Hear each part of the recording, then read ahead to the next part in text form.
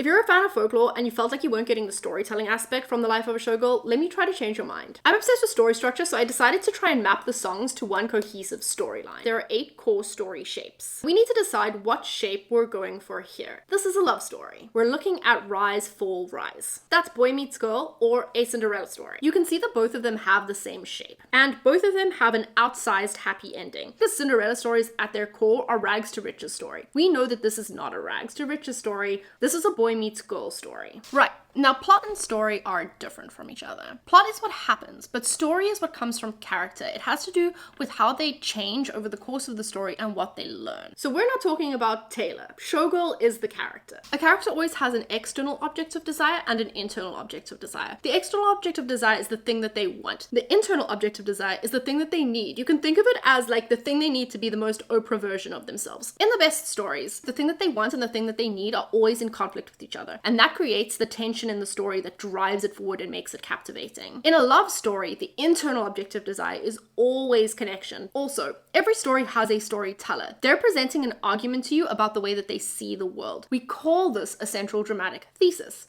And we argue the central dramatic thesis by teaching the character a lesson. In order to teach them that lesson, we have to give them a misbelief. It's either a flaw in the way that they see themselves or a flaw in the way they see the world. And that flaw stops them from pursuing the internal object of desire, the thing they really need. So for tension in a love story, the misbelief is what helps them pursue the thing that they want. But that thing that they're doing is ultimately keeping them away from the thing that they need, which is real connection. So the goals of the setup are establishing the want, establishing the need, and establishing what that misbelief is. And these are the songs that I think do that the best. The Life of a Showgirl establishes the want. She wants to be a showgirl, and she's got it. It establishes her misbelief as well. In order to have the life of a showgirl, you can't be soft as a kid. She has to make herself hard. She also believes that she'll never know any other life than the life of a showgirl. And as the curtain falls, so does her mask. Now we can start to unpack what it's really like to be the showgirl and what her misbelief is doing in her life. That takes us into actually romantic. So we can see now how her misbelief is manifesting. We can see the hardness, the way that that makes her feel about other people and about criticism. But this song also introduces her need,